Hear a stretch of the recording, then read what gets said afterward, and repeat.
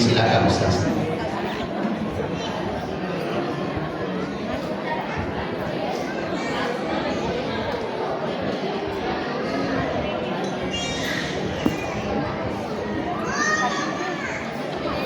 Bismillahirrahmanirrahim.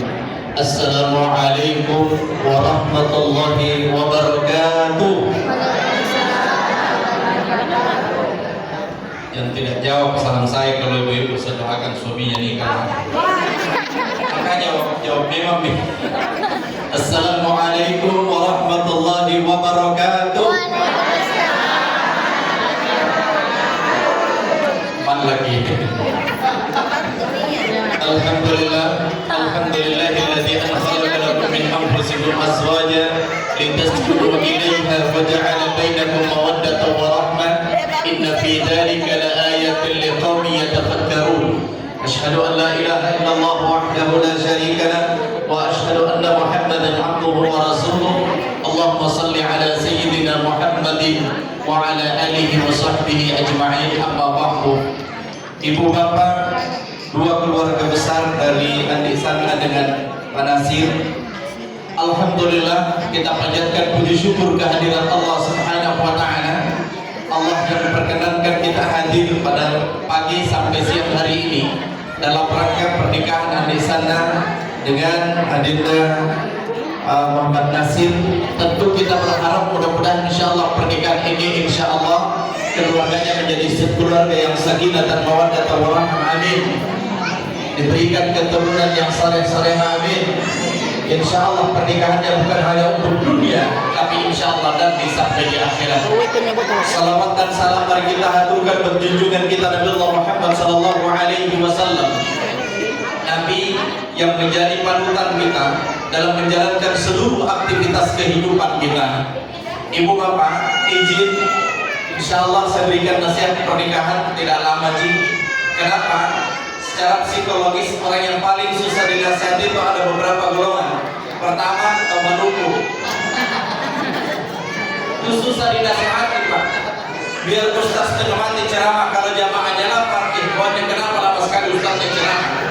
Jadi tidak banyak ceramah, insyaallah kira-kira berhenti sebelum jam 2. Sebelum jam 2. Dan alhamdulillah apa yang Bapak Ibu rasakan juga Ustaz rasakan, jadi ngerti ya. Yang kedua, yang susah dinasihati itu orang yang lagi jatuh cinta dalam kondisi berbahagia seperti ini. Orang kalau lagi jatuh cinta biasanya dilarang keluar, jangan keluar, maka lewat jendela keluar. Itu susahnya orang kalau lagi jatuh cinta. Yang ketiga yang susah dinasihati orang mengantuk, tapi insyaallah ketiga ini tidak ada di sini. Baik ibu bapak, mohon izin ritme cara saya menyampaikan ceramah pagi hari ini agak cepat karena mengingat kita efisiensi waktu. Ibu bapak, ketika kita berbicara masalah nikah, maka kata Rasulullah sallallahu alaihi wasallam, "An-nikahu sunnati faman raghiba an sunnati falaysa minni."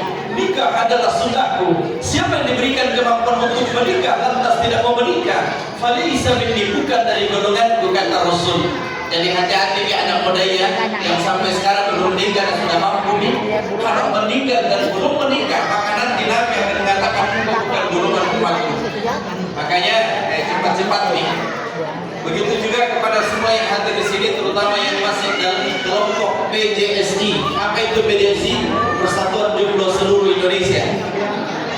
Saya mau kasih doa kalau ada yang masih jomblo di sini dulu supaya dapat pasangan seperti yang Ana dan pasangannya ini. Ada yang masih jomblo tidak? Jangan mengaku Pak De, jangan ngaku-ngaku. Ada doa di dalam Al-Quran untuk dapat pasangan. Niatnya dapat pasangan ya. Dua, bisa niat dapat pasangan, bisa niat dapat keturunan kalau belum punya keturunan. Apa doanya? Rabbi la tazarni fardan wa anta khairul warisin. Ya Allah, jangan engkau biarkan saya jomblo terus. Wa anta khairul warisin, kalau Allah yang maha mewarisi. Tapi maaf, doanya tidak boleh diulang. Karena saya khawatir bapak-bapak dulu menghafal. Jadi kalau mau doanya di mama nanti. Jadi ibu bapak, nikah adalah sunnahnya Nabi. Tujuan pernikahan Allah Subhanahu wa taala terangkan di dalam Al-Qur'an. Wa min ayatihi an khalaqa lakum min anfusikum azwaja litaskunu ilaiha wa ja'ala bainakum mawaddatan wa rahmah inna fi dzalika laayatin liqaumin yatafakkarun. Kata Allah, dan di antara tanda kebesarannya Allah, an khalaqa lakum min anfusikum azwaja, Allah ciptakan di antara kalian azwaja, pasangan-pasangan. Untuk apa pasangan itu? Litaskunu ilaiha, supaya kalian cenderung kepadanya. Wa ja'ala bainakum mawaddatan wa rahmah, dan Allah jadikan di antara kalian cinta dan kasih sayang. Inna fi dzalika laayatin liqaumin yatafakkarun. Sesungguhnya yang demikian itu terdapat tanda-tanda bagi orang yang berpikir. Jadi Adinda Nasir dan Dinda Andi sana, tujuan pernikahan itu mencapai keluarga sakinah mawaddah warahmah. Sakinah mawaddah warahmah, bukan keluarga sakinah. Beda itu keluarga sakinah dan keluarga sakinah. Sakinah itu di sini. Ya. Nah, landasan pernikahan dalam ayat ini adalah cinta dan kasih sayang. Jadi saya kepada Adinda Nasir dengan Adinda di sana, kalian harus saling mencintai. Saya yakin dan percaya, alhamdulillah, saya ikuti prosesi akad nikahnya. Ternyata Adinda Nasir ini sudah siap sekali untuk menjadi seorang presiden. Hari ini Anda dilantik jadi presiden. Jadi kalau kemarin Pak Prabowo dilantik jadi presiden Republik Indonesia, maka hari ini Anda dilantik jadi presiden di dalam keluargamu. Ya. Jadi engkau dilantik sekarang jadi seorang suami, dan alhamdulillah lancar tadi, zikir-zikirnya lancar, berarti memang siap jadi presiden. Nah, ibu bapak hadirin yang dimuliakan Allah, untuk meraih keluarga sakinah dan mawaddah warahmah, maka landasannya harus cinta. Saya tanya Nasir, Adinda Nasir cinta nggak sama di sana? Halo? Cinta apa cinta banget? Tersipu-sipu. Saya tanya, cinta tidak sama Nasir? Halo? Ya, perempuan tidak perlu jawaban, karena diamnya perempuan adalah jawaban. Jadi kalau perempuannya terlalu mendesak, karena kalau dia diam, itu tandanya dia setuju. Jadi Bapak Ibu sekalian, itu harus di atas dasar cinta. Tapi tidak cukup dengan cinta, harus adanya rahmah, kasih sayang. Karena ketika kita berbicara masalah pernikahan, kalau hanya atas dasar cinta, maka cinta tidak akan melanjutkan sebuah pernikahan. Kenapa? Cinta itu landasannya adalah apa-apa yang nampak di depan kita. Seorang bisa jatuh cinta ketika melihat paras yang cantik atau wajah yang gagah. Itu orang bisa jatuh cinta. Makanya dulu ada pepatah mengatakan, dari mana datangnya cinta? Dari mata turun mana, Bu? Hati. Meskipun pepatah ini sudah tidak berlaku. Kenapa tidak berlaku? Karena banyak orang bukan dari pandangan mata, tapi pepatahnya sudah berubah. Dari mana datangnya cinta? Dari Facebook turun ke pelaminan. Karena ketemu di Facebook, ketemu di Twitter, ketemu di Instagram, akhirnya ketemu juga di pelaminan. Jadi kalau hanya atas dasar kegagahan, kalau atas dasar kecantikan, sampai di mana seseorang bisa jadi gagah, sampai di mana seseorang jadi cantik, maka kalau itu tidak dasar pernikahan, maka selesailah pernikahan itu. Tapi bukan tidak boleh ya, karena Nabi SAW mengajarkan nikahilah wanita, boleh juga jadi pertimbangan bagi wanita karena 4 hal. Pertama, karena kegagahannya, boleh karena gagahannya. Yang kedua, karena hartanya, boleh karena hartanya.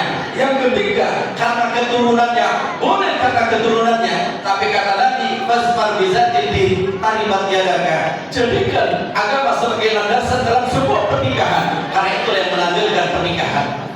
Maka Bapak Ibu sekalian, jamaah dimuliakan Allah Subhanahu wa ta'ala, harus saling mencintai antara kalian berdua. Tapi cinta tidak cukup, harus ada yang kedua, rahmah. Inilah yang melanjutkan pernikahan, namanya kasih sayang. Kita akan melihat ada orang kakek dan nenek sudah tua, tapi ternyata masih setia, kemana-mana selalu bersama. Bahkan mereka tidak segan-segan untuk bergandengan tangan. Apa yang ada di antara mereka, cinta yang menggebu-gebu rasanya bukan lagi cinta seperti waktunya masih jatuh cinta, tapi yang ada dalam diri mereka adalah kasih sayang. Ini yang melanjutkan pernikahan. Makanya nanti ini Adinda Nasir dengan Adinda di sana selalu bersama dengan suami istri dalam sebuah kebahagiaan, karena Anda adalah sah sebagai pasang suami istri. Tampakkan kebahagiaan Anda di hadapan orang, gandeng istrimu kemanapun berada. Jadi selalu gandeng sama istrinya. Jadi saya juga sampai sekarang alhamdulillah saya pernah Bapak Ibu, saya juga baru 22 tahun. Ada tuh barunya baru 22 tahun. Saya alhamdulillah sampai sekarang kemanapun saya pergi, dimanapun saya berada, kalau saya bersama dengan istri saya pasti saya gandeng tangannya kemana-mana. Apalagi kalau pagi saya jalan ke mall, saya gandeng tangannya. Kalau jalan ke supermarket, saya gandeng tangannya. Kenapa? Karena kalau selepas tangannya sembarang ambil. Apalagi kalau ada diskon 50 plus 20. Oh, luar biasa kemana-mana itu. Selalu saya gandeng tangannya. Jadi Bapak Ibu sekalian, nah sekarang Anda adalah seorang presiden. Kita bicara presiden dalam kehidupan rumah tangga. Apa kewajiban seorang pemimpin dalam kehidupan rumah tangga? Kata Allah dalam Al-Quran, "Ar-rijalu qawwamuna 'alan nisa." Laki-laki adalah pemimpin bagi wanita. Maka engkau diberikan tanggung jawab sekarang, yaitu seorang wanita namanya Anisana. Tanggung jawab itu dibuatkan oleh Allah sebagaimana Allah terangkan dalam Quran surah Tahrim ayat 6. Ya ayyuhalladzina amanu qu anfusakum wa ahlikum nara. Wahai orang-orang yang beriman, jaga dirimu dan jaga Anisana dari keluarga siksa api neraka. Itu tanggung jawabmu. Tapi yang menarik dari ayat ini, kalau kita mau dalam kehidupan kita menjadi berhasil mendidik istri dan anak kita, maka yang pertama yang harus menjadi orang soleh adalah kita sebagai seorang suami. Karena kita adalah teladan dalam kehidupan rumah tangga. Jadi tanggung jawabmu, Andi sana sekarang tanggung jawabmu, bagaimana kalau bertanggung jawabkan di hadapan Allah, bukan hanya untuk dunia, tapi insya Allah sampai di akhirat. Itu pertama tanggung jawabmu. Suruh sembahyang, suruh mengaji. Tapi ini orang mengaji, jangan sampai disuruh mengaji, tapi ini datang mengaji. Disuruh sembahyang ini tanya orang sembahyang. Itu begitu dalam sebuah pendidikan. Jadi Bapak Ibu sekalian, yang kedua, tanggung jawabmu sekarang adalah sebagai seorang kepala dalam kehidupan rumah tangga memberikan nafkah yang halal. Maka Muhammad Nasir Adinda Nasir sekarang tanggung jawabmu berikan harta yang halal kepada istrimu. Jangan pernah memberikan harta-harta yang haram. Yang ketiga, gauli istrimu dengan baik, muasyaratil ma'ruf, dengan perkataan-perkataan yang ma'ruf. Nabi Sallallahu Alaihi Wasallam dalam rangka membina kehidupan rumah tangga tidak segan-segan memanggil istrinya. Ayat Aisyah radhiyallahu anha dengan kalimat, "Ya Humairah, wahai istriku yang kemerah-merahan, wahai istriku sayang."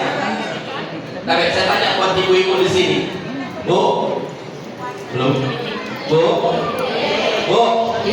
berapa kali dipanggil sayang suami dalam satu hari? Kuliah dari mukanya tidak meyakinkan. Ini kalian wakil para suami-suami tidak panggil sayang istrinya. Jadi ketika sudah suami istri, Anda kasih di sana, Anda boleh sepakat tentang panggilan kasih sayang dalam kehidupan rumah tangga. Misalnya di sana memanggil nasi dengan misalnya kakanda atau abi atau bapak atau papi, yang seperti yang pipa ya. Kemudian Adinda Nasir memanggil dengan umi, dengan sayang. Banyak panggilan. Masa mau dikalah sama anak SMP? Saya pernah dapat video di anak SMP di TikTok, itu anak SMP itu ternyata masih pacaran. Ketika ditanya apa panggilan kalian berdua, dibilang kami umi.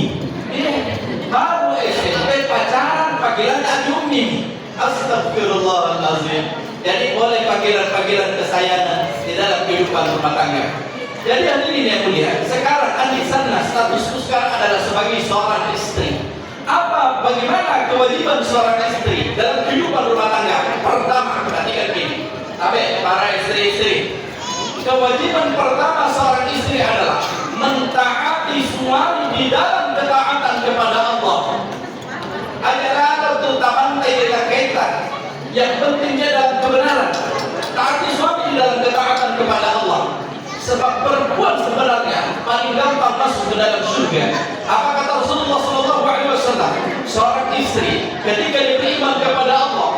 beriman kepada Rasul, mendirikan sholat, dan maksudnya menjalankan perintah, meninggalkan larangan, taat kepada suami di dalam ketaatan kepada Allah, maka dia bebas memilih pintu surga mana saja ingin masuki. Itu bagi perempuan. Tapi maaf, Nabi juga pernah menerangkan ketika Rasulullah SAW diperjalankan, ternyata Rasul melihat banyak juga perempuan yang masuk ke dalam neraka, tapi bukan di sini. Kenapa? Karena mereka mewah-wah nak kainah. Memang sekarang kan sudah menjadi rahasia umum. Yang menjadi berkuasa kadang-kadang dalam kehidupan rumah tangga itu adalah perempuan. Yang kalau ada masalah pasti kembali kepada nomor satu, pasal satu. Yang salah adalah suami. Ya. Jadi Bapak Ibu sekalian, taati suamimu di dalam ketaatan kepada Allah. Jangan melawan suami kalau itu masih dalam ketaatan kepada Allah. Yang kedua, kewajibanmu sekarang adalah bagaimana Anda menjadi orang terbaik di hadapan suami. Bagaimana jadi terbaik di hadapan suami?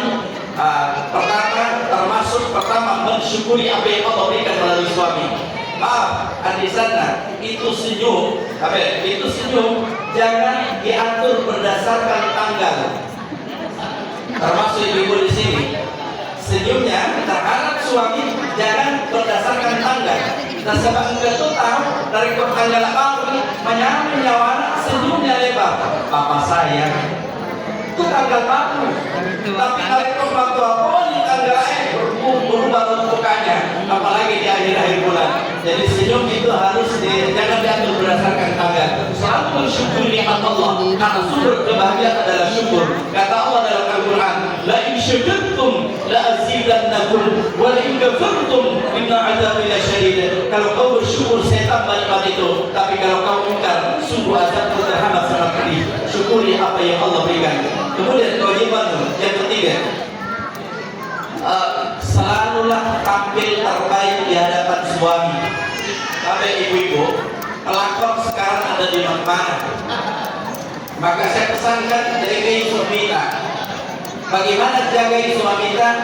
Saya ingin para pelakon yang ada di luar sana. Kenapa? Maaf, suami-suami yang tidak beriman kepada Allah, dia akan tertarik di luar sana karena dia melihat mereka lebih seksi, lebih seksi, lebih cantik, lebih harum penampilannya daripada kita di rumah. Ya.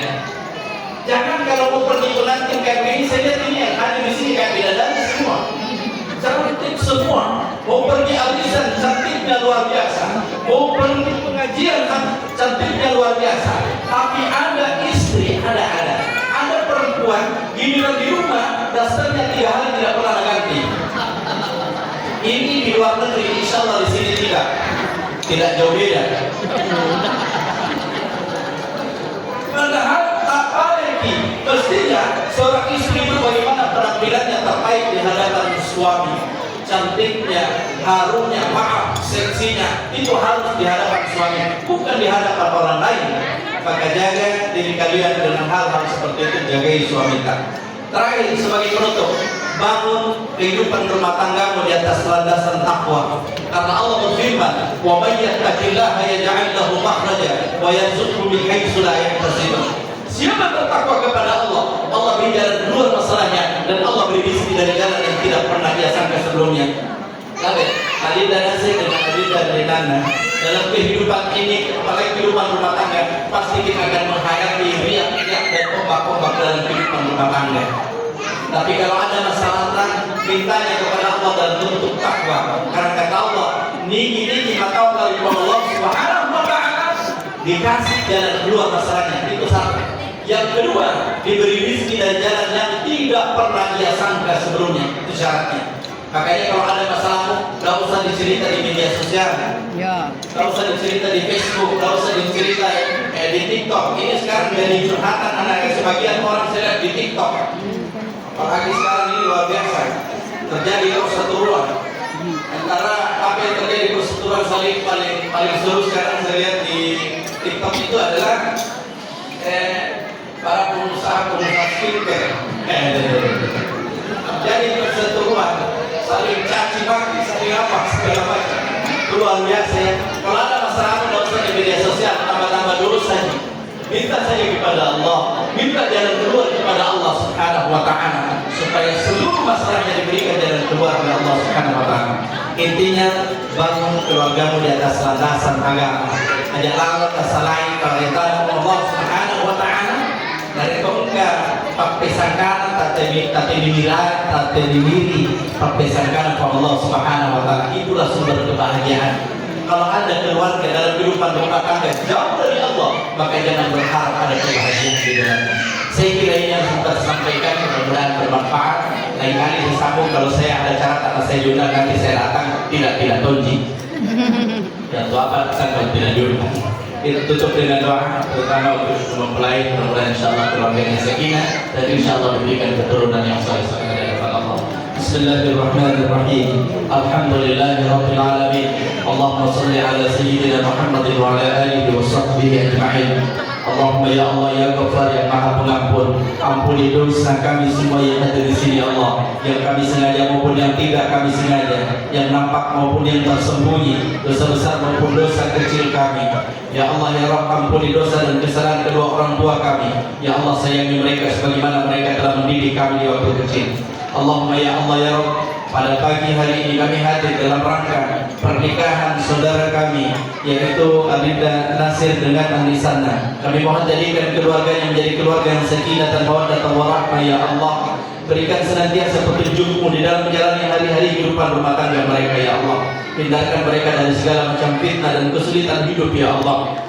Ya Allah ya Rabb, berikan kepadanya anak-anak yang saleh-salehah di hadapan-Mu ya Allah. Allahumma ya Allah ya Rabb, buat kami semua yang hadir di sini juga mohon kepada-Mu ya Allah, rahmati kami semua ya Allah. Kalau di antara kami ada yang kekurangan, cukupkan ya Allah dengan rezeki yang halal dan barakah ya Allah. Kalau di antara kami ada yang punya masalah, berikan jalan keluar masalah kami ya Allah. Kalau di antara kami ada yang dalam kondisi mendapatkan kesulitan hidup ya Allah, berikan jalan keluar terhadap seluruh kesulitan yang kami hadapi ya Allah.